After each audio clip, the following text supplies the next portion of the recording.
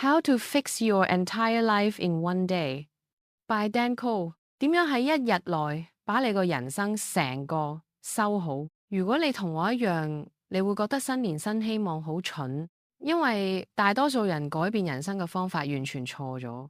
佢哋定呢啲目標呢，係因為大家都喺度定。我哋喺身份地位嘅競逐裏面，替表面嘅事情硬加埋意義，但係嗰啲目標並唔符合真正改變所需要嘅條件。真正嘅改變，比起說服自己今年要更自律或者更有效率，仲要更深得多。如果你就係咁嘅人，我唔係要貶低你，我嘅文風有時候確實偏嚴厲，我放棄過嘅目標比我完成嘅目標多10倍。我覺得對多數人嚟講，呢個反而好正常。但係啲人試住改變人生，卻幾乎每次都徹底失敗，呢一件事確實普遍成立。不過，即使我覺得新年新希望好蠢，回頭反省自己討厭嘅生活樣貌，仍然係明智嘅，因為你先有辦法將自己推向更好嘅方向。我哋嚟緊會傾到，所以唔理你係想創業、想改造身體，或係想冒險走向更有意義嘅人生，並且希望自己唔會喺2週後就放棄。我想分享7個你可能冇聽過嘅諗法，聚焦於行為改變、心理學同生產力，讓你喺2026年真係做到。OK， 呢一個會好完整，呢個亦都唔係嗰種你睇完就忘嘅文章咯。呢個會係你想收藏、做筆記、留一段時間專門思考嘅內容。最後嘅流程，深入你嘅心理，挖出你真正想要嘅人生，大概要花整整1日完成，但影響會遠比1日更耐。我哋開始。一，你唔喺你想去嘅地方，因為你仲唔係嗰種會喺嗰度嘅人。傾到設定大目標嘅時候，啲人通常只會將注意力放喺成功嘅2個條件之一，改變你嘅行動，俾你朝目標前進，相對唔重要。第二層，改變你係邊個，俾你嘅行為自然而然跟上，相對重要。第一層，多數人只係設定表層目標，前幾週靠住情緒同埋熱度撐住自律，跟住就毫不費力咁返到去舊模樣。原因就係佢哋想喺腐爛嘅地基上蓋出漂亮嘅人生。如果呢個聽起嚟唔係好合理呢，我哋用例子行一次。諗一個成功嘅人，可以係一位身材好好嘅健美運動員，一位身價上億嘅創辦人、執行長，或係一個好有魅力，能夠喺群體裏邊傾偈而腦中毫無焦慮嘅人。你覺得嗰位健美運動員必須硬撐先至係食得健康嗎？嗰位執行長必須逼自己每日出現帶領團隊咩？表面睇落好似係，但事實係佢哋根本無法想象自己用第嘅方式生活。健美運動員要硬撐嘅係食得唔健康，執行長要逼自己賴床超過鬧鐘時間，而且每一秒都討厭。呢度有細節差異，但先俾我將概念講完。有啲人覺得我嘅生活形態有啲極端，好自律。對我嚟講，咁係自然嘅，我都唔係要攞佢去對比人哋嘅生活，我淨係中意咁過。當我媽同我講我應該休息出去行下，搵啲嘢玩嘅時候，我會忍唔住回佢：如果我唔覺得好玩，我做咩做我依家喺做嘅嘢？嚟緊呢句說話可能好簡單，但令人意外嘅係，好多人真係冇理解。如果你想要人生出現某個特定結果，你必須喺達到結果之前好耐就已經過住會產生嗰個結果嘅生活形態。如果有人話佢想瘦30磅，我成日好信佢，唔係因為我覺得佢做唔到，而係因為太多次嗰個人會接住講我等唔切瘦完，咁我就可以重新享受人生。我覺得先將話講清楚，如果你冇將帶你變瘦嘅生活形態當成人生長期嘅一部分，而且你亦都冇揾到一個拉力更強嘅理由，能將你從舊習慣嘅牽引裏面拉出嚟，你好快就會返去原點，然後唔開心咁講自己浪費咗唯一攞唔返嚟嘅資源時間。當你真係改變自己嘅時候，嗰啲對你嘅目標毫無推進作用嘅習慣，會俾你覺得核突。因為你會好深刻咁睇見嗰啲行為，最後會複利累積成咩樣嘅人生。你之所以能容忍而家嘅標準，係因為你冇真正睇清嗰啲標準係乜，以及佢哋會將你帶去邊度。我哋會傾點樣將呢啲挖出嚟，但喺嗰之前，需要先將基礎鋪好先。你話你想改變，你話你想財務自由同變健康，但你嘅行為顯示唔係咁，而且原因比你以為嘅更深。你唔喺你想去嘅地方，因為你其實唔想去嗰度。淨係相信行動，人生發生喺事件嘅層級，唔係語言嘅層級，淨係相信行動。阿爾弗雷德·許亞德勒 （Alfred Adler） 如果你想改變你係邊個，你得理解心智點樣運作，先有辦法開始重新編寫佢。理解心智嘅第一步係理解所有行為都有目標導向，佢係目的論式嘅 teleology。仔細諗下，其實好直覺，但一旦深入，大多數人唔係太想聽。你往前踏一步係因為你想抵達某個位置，你捉比係因為你想俾痕感消失。呢啲好清楚，但係多數時候你嘅目標係冇意識㗎。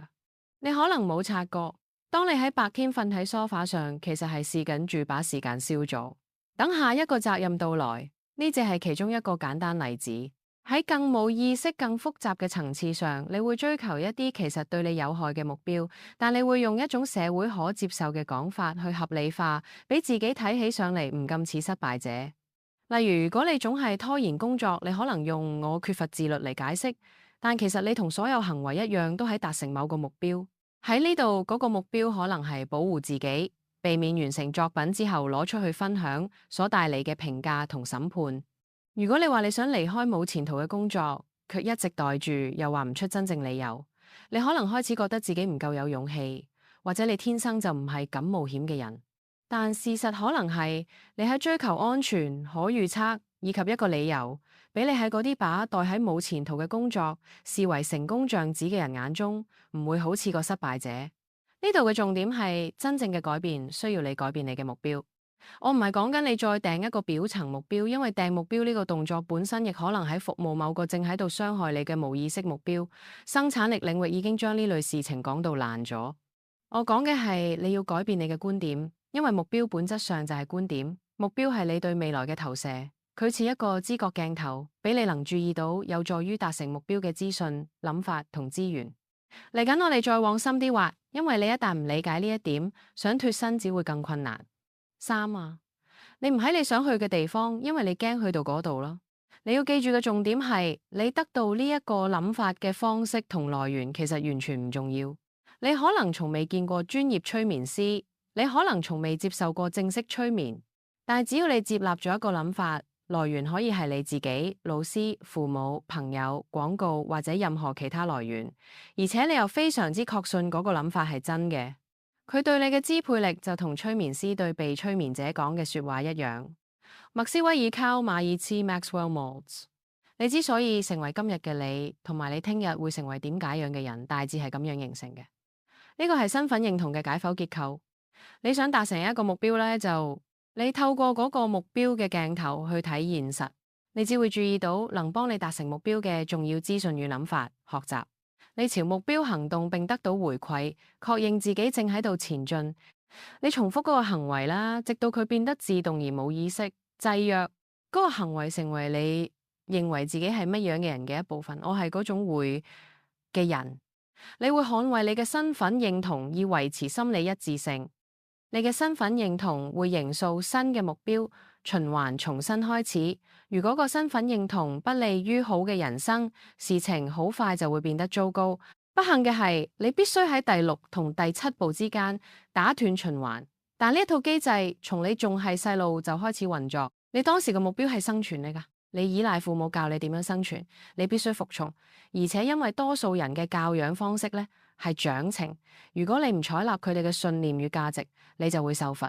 你要到睇穿呢件事，先會開始真正為自己思考啦。但你嘅父母一生都經歷過同樣嘅過程，風險就喺呢度。除非佢哋曾經自己打破模式，唔係佢哋好可能被工業時代嘅社會主流成功觀所制約。佢哋同時亦都帶住嚟自上一代同更上一代嘅最好同最糟嘅制約。再往深一層睇，當你滿足咗身體生存需求之後，喺現代其實唔難啦。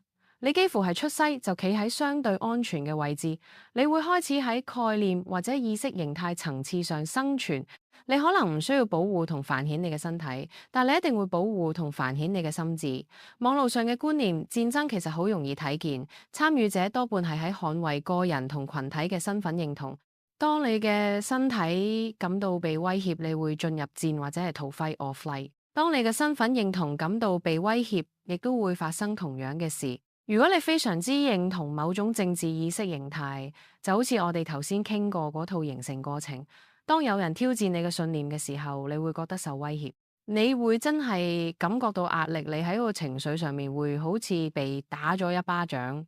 因為多數人唔會攞自己嘅情緒去做真實性分析，你就好容易被困喺同溫層裏邊，並且更加用力地堅持嗰啲會傷害自己同他人嘅主張。如果你喺宗教家庭長大，卻冇學會為自己思考，你就可能會對嗰啲威脅你喺小泡泡度心理安全嘅人進行攻擊。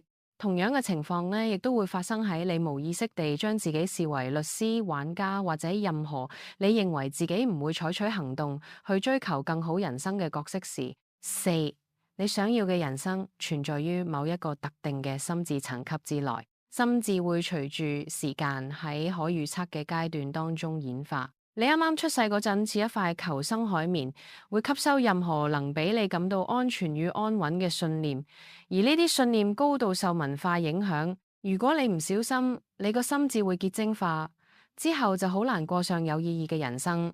呢類現象喺好多模型當中有大量描述，例如馬斯洛需求層次 （Maslow's Hierarchy）、格魯特 （Gruyter） 嘅自我發展階段、螺旋動力學 （Spiral Dynamics） 同整合理論 Integral Theory 彼此都有承接關係，而且喺社會中其實亦都唔難觀察。我過去傾過好多次，並將佢哋整合成我自己嘅 Human 3.0模型，配合各種 AI 提示嚟協助你睇見自己嘅發展層級同下一步。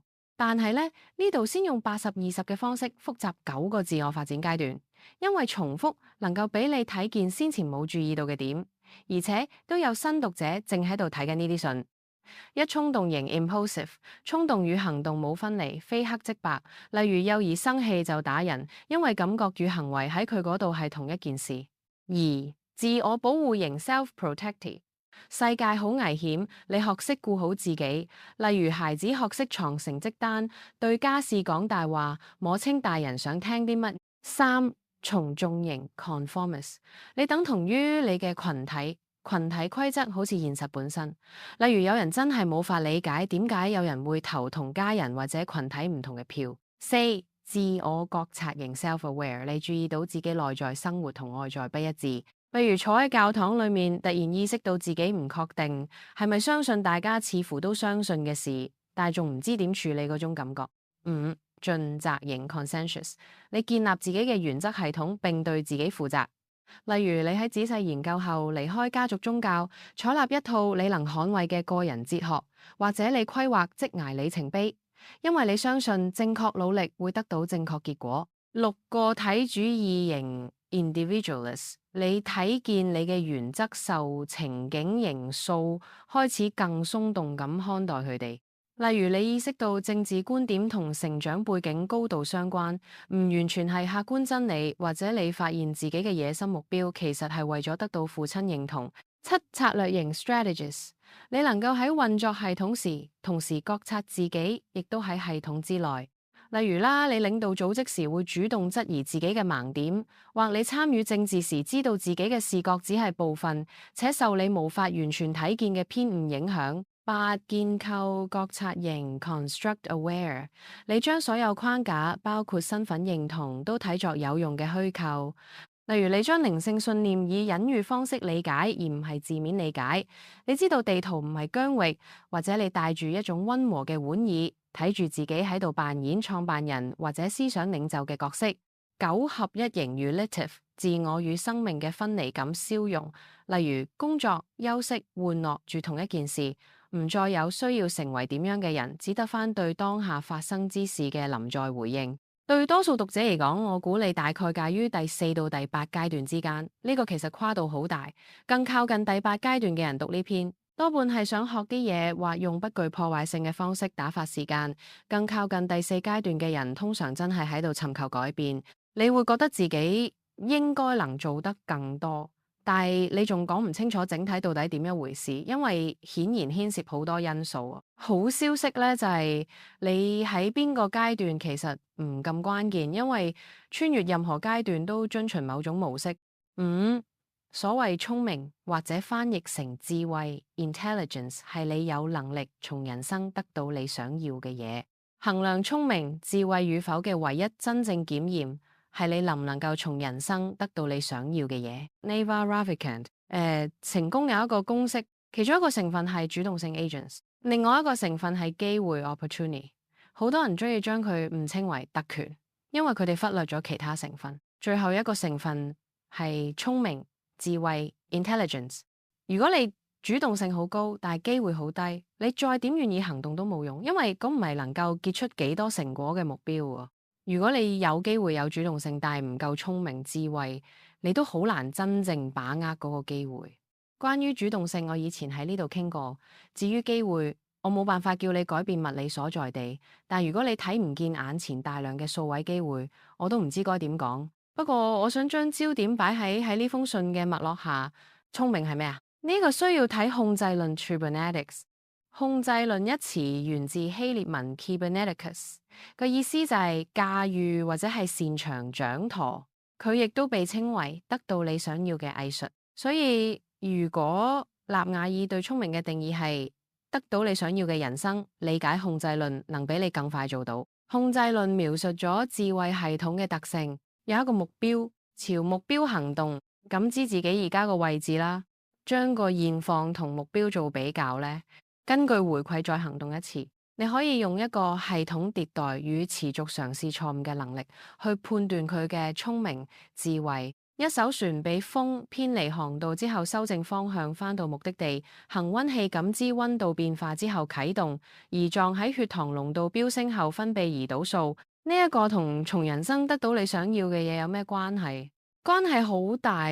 行動、感知、比較以及用更高一層嘅視覺理解系統，係高度聰明智慧，以我哋呢度採用嘅定義所必備嘅能力。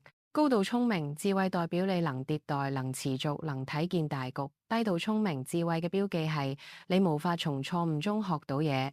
低度聰明智慧嘅人會卡在問題裡面，唔會解決問題。佢哋遇到阻礙就放棄。例如一個寫作者冇建立讀者群就放棄，因為佢無法嘗試新做法、實驗並摸索出一套對自己有效嘅流程，以為自己無法建立有效流程，喺可驗證嘅層次上係錯嘅。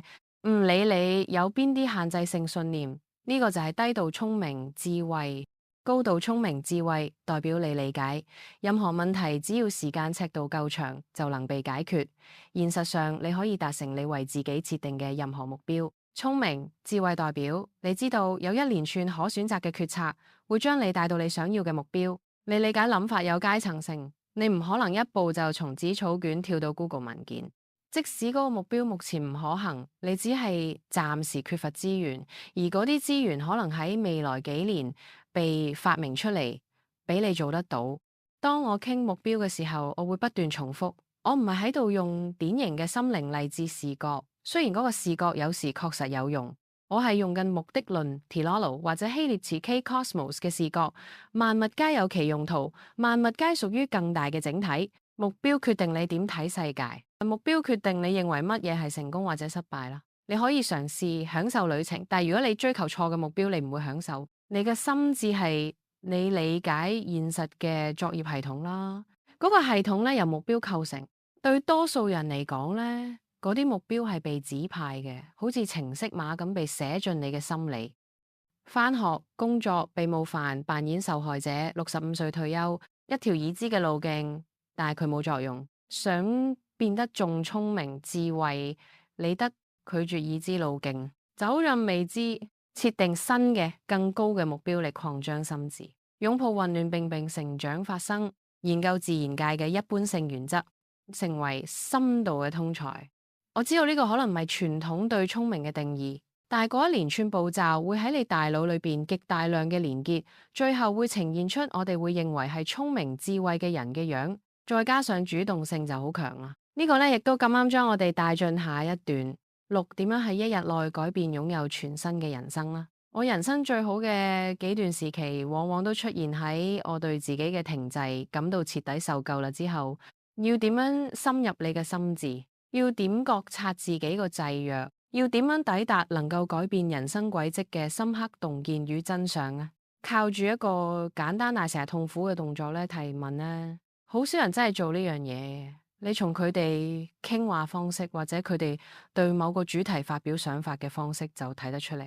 提問就係思考，而好少人真係喺度思考。我想俾一套完整流程，你每年都可以用嚟重置人生，並將自己推進到高強度進展嘅一個季節。呢套流程會幫你問到正確嘅問題，呢啲問題會從宏觀到微觀，你想去嘅地方，你需要做乜先至到嗰度，同埋你今日就能做乜嚟開始推動現實改變。咁需要完整一日，所以我建議你照住流程做啦。你需要一支筆、一張紙同埋開放嘅心態。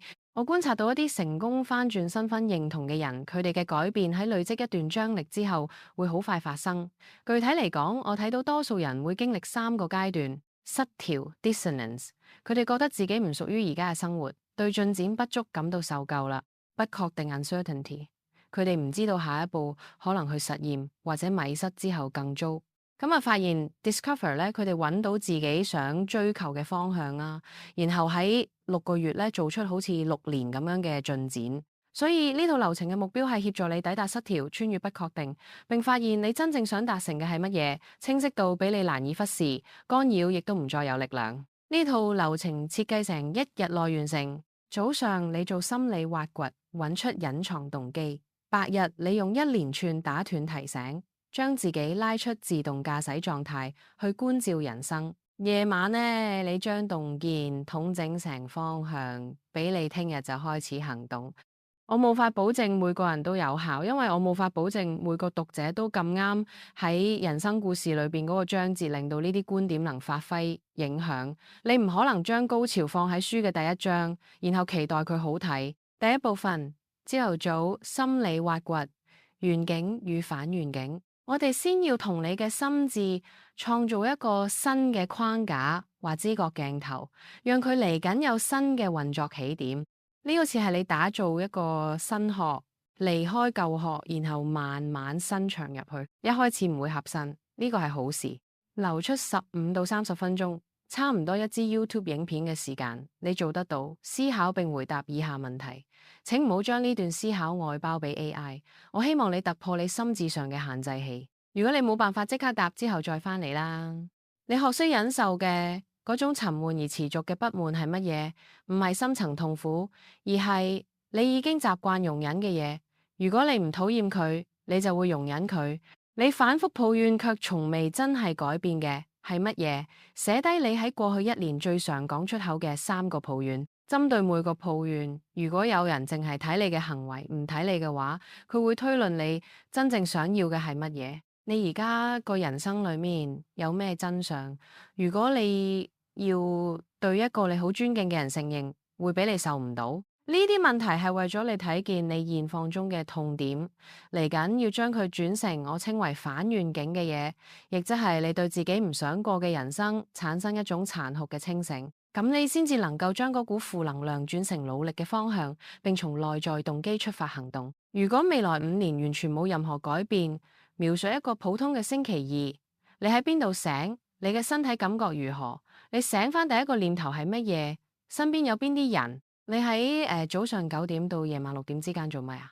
你夜晚10點感覺如何？把同樣描述改成10年，你錯過咗啲咩？邊啲機會刪咗？邊個放棄咗你？你唔喺在場嘅時候，人哋會點樣傾你呢？你嚟到人生終點，你過嘅係安全版本，你從未打破模式。代價係乜？你有邊啲感受、嘗試或可能成為嘅樣，從來唔允許自己觸碰？你嘅生活裏邊有邊個正在過你剛才描述嗰個未來？佢可能喺同一路徑上領先你5年、10年、20年。你諗到自己可能變成佢時，感覺係咩呢？你必須放棄邊一種身份認同，先有可能真係改變啊！我係嗰種會嘅人，你唔再係嗰個人時，喺社交層面會付出啲咩代價？你一直冇改變嘅最尷尬理由係乜嘢？嗰個理由會俾你聽起嚟軟弱、驚或者懶惰，而唔係合理。如果你而家個行為係喺自我保護，你到底喺保護乜嘢？而嗰份保護俾你付出啲咩代價？如果你誠實翻答，而且你啱啱喺人生合適嘅章節，你會感到一種深層嘅不適，甚至可能對自己嘅生活方式產生厭惡。接下嚟緊要將嗰股能量轉向正面，我哋要做出一個最低可行版本嘅願景，因為願景像產品。一開始好模糊，但係隨住時間同經驗，佢會變得更清楚、更有力量。